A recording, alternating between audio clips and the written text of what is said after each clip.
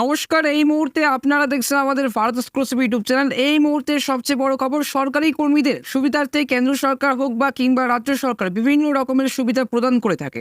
লক্ষ লক্ষ সরকারি কর্মীদের বিভিন্ন রকমের ভাতা থেকে শুরু করে আরও নানা রকম সুযোগ সুবিধা প্রদান করা হয় সরকারের ঘর থেকে। তবে সরকারি কর্মীদের নানা রকম ভাতা থেকে শুরু করে প্রভিডেন্ট ফান্ড, ইপিএফ এবং পিপিএফ, এই যে জিপিএফ এর সুবিধা দেওয়া হয়। তবে এবার এই জিপিএফ নিয়েই বড় সুখবর পেলেন সরকারি কর্মীরা। তবে এই মুহূর্তে এখন আপনিও নিশ্চয়ই ভাবছেন যে জিপিএফ না জেনারেল প্রভিডেন্ট ফান্ড নিয়ে কি হয়েছে। তাহলে জানিয়ে রাখি যে সম্প্রতি এই জিপিএফ নিয়ে বিজ্ঞপ্তি জারি করেছে রাজ্য অর্থ দপ্তর। সেখানে বলা হয়েছে গত এপ্রিল থেকে জুন মাস পর্যন্ত যে সরকারি কর্মীরা তৈরি মাসিকে 7.1% হারে জেনারেল প্রভিডেন্ট ফান্ড অর্থাৎ জিপিএফ গচ্ছিত অর্থের সুদ পাবেন।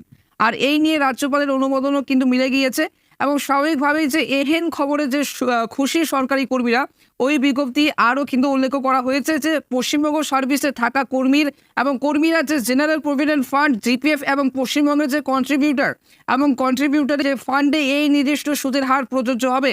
এদিকে কয়েকদিন আগে যে রাজ্যের প্রিন্সিপাল অ্যাকাউন্টেন্ট এই যে জেনারেল তরফে একটি বিজ্ঞপ্তি জারি করা হয়, বিজ্ঞপ্তিতে সব জানিয়ে দেওয়া হয় এবং জানানো হয়েছে এবার থেকে রাজ্য সরকারি কর্মীরা তাদের জেনারেল প্রভিডেন্ট ফান্ডের যে বাৎসরিক রিপোর্ট শুধুমাত্র অনলাইনেই দেখতে পারবেন।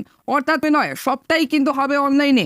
এতদিন এই জিপিএফ সম্প্রতি বাৎসরিক রিপোর্ট হাতে পেতেন পশ্চিমবঙ্গের সমস্ত রাজ্য সরকারি কর্মচারীরা। তবে এবার থেকে এই রিপোর্টে অনলাইনে দেখার কথা বলা হয়েছে। তবে এই মুহূর্তে যেটা বিরাট বড় একটি আপডেট উঠে এসেছে যে 25,000 টাকা দেবে সরকার। শুধু তাই নয়, এবার সরকারি কর্মীরা 25,000 টাকা করেও পেয়ে যাবেন। ইতিমধ্যে সরকারি কর্মীদের উদ্দেশ্যে একটি বিজ্ঞপ্তি জারি করা হয়েছে।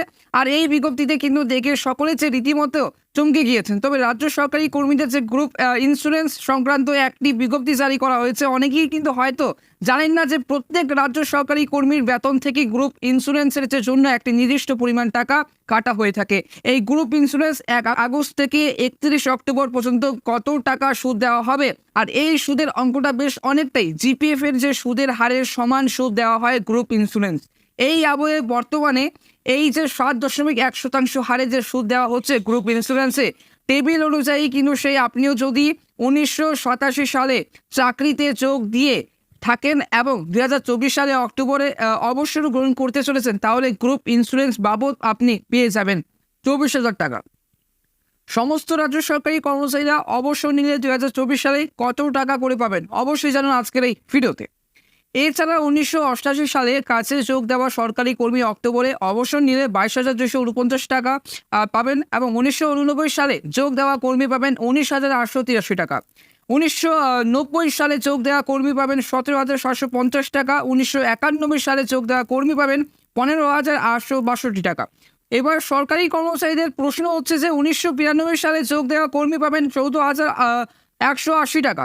তবে 1993 সালে যোগ দেওয়া কর্মী পাবেন 12,704 টাকা। 1995 সালে যোগ দেওয়া কর্মী পাবেন সমস্ত সরকারি কর্মীরা 1995 যারা যোগ দেওয়া এবং 2024 সালে এই বছরে যারা অবসর নেবেন তারা পাবেন কিন্তু 11,380 টাকা।